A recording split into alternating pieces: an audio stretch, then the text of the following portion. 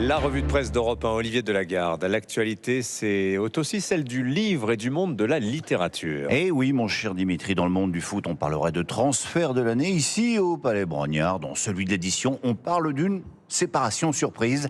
La nouvelle fait la une du cahier Culture Loisirs du Figaro. Boualem Sansal quitte Gallimard. L'écrivain franco-algérien a décidé de se séparer de son éditeur historique. La nouvelle sera officialisée ici, dans l'ancienne bourse de Paris, où le groupe Hachette célèbre donc ses 200 ans, car c'est une des maisons d'édition du groupe qui va accueillir les écrits de l'auteur de 2084. Il devrait ainsi rejoindre soit Grasset, soit Fayard. Le suspense est à son comble. Sinon, ça y est, la campagne des municipales s'achève pour les candidats, Olivier. Et encore quelques heures, quelques meetings, quelques tracts à distribuer. Et à minuit, silence radio, un bon bouquin et au dodo. Et c'est donc l'heure pour les journaux de se projeter sur dimanche soir. Mais aussi de faire un bilan de cette campagne, cette drôle de campagne, comme l'appelle La Croix en titre. Oui, curieuse bataille politique qui sembla d'abord ne jamais commencer, du fait d'abord de cet interminable débat budgétaire, écrit Bernard Gors. Campagne qui sera ensuite percutée par la mort de Quentin de Ranc, lynché à mort par des membres de l'ultra-gauche proche de LFI à Lyon. Moment politique enfin qui sera marqué par la confusion entre enjeux nationaux et locaux, parce qu'il n'a échappé à personne que ces municipales 2026 intervenaient un an à peine avant la présidentielle 2027. Et un certain nombre de résultats seront particulièrement scrutés, Olivier. À Roubaix, Le Havre, Lyon, Bordeaux, Nantes, les Échos publient la carte de France de tous ces scrutins locaux qui vont avoir une résonance nationale. Mais évidemment, les résultats dans deux villes vont retenir plus particulièrement l'attention.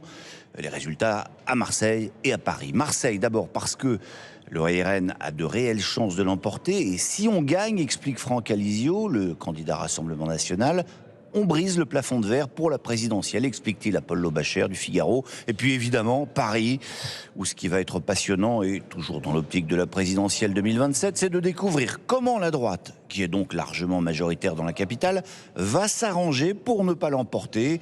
Ce qui désespère quand même Guillaume Tabar à lire les programmes de Dati, Bournazel et Knafo. Un large accord est possible, écrit-il, à condition que chacun ne décide pas unilatéralement de ce qui est interdit ou autorisé comme dialogue ou rapprochement.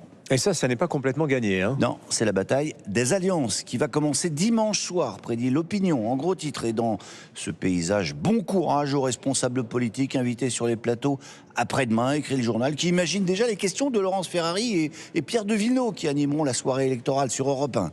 Et à Marseille, vous ralliez qui? Et à Dijon? Et parlons un peu de Strasbourg. Vous voyez l'angoisse, Dimitri, avant que Sébastien Lecornu n'interdise à son gouvernement de participer à la soirée électorale du premier tour. Sa porte-parole, Maud Bréjon, avait trouvé une parade, se rendre le plus tôt possible en plateau pour parler dans le brouillard et éviter les questions pièges. Revenons à ce qui va se passer tout ce week-end d'ici, Olivier Delagarde, dans l'ancienne bourse de Paris. Hachette bouscule le monde de l'édition avec son propre salon, commente La Croix, qui consacre une pleine page à cet événement, qui vient donc évidemment concurrencer l'autre salon du livre. Mais à travers ces grandes rencontres, Hachette entend fêter 2 siècles d'une histoire qui remonte à 1826, rappelle le quotidien. 200 ans plus tard, Hachette Livre est le premier groupe d'édition en France, le 3e dans le monde, avec un chiffre d'affaires qui dépasse désormais les 3 milliards d'euros.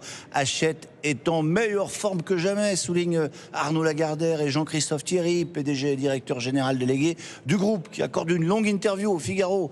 Ils sont là, ils nous regardent, donc faut pas dire de bêtises, hein. Le géant de l'édition pouvait difficilement rêver meilleure conjoncture pour cet anniversaire, même si une chose inquiète quand même les éditeurs, et pas seulement ceux d'Hachette, les jeunes.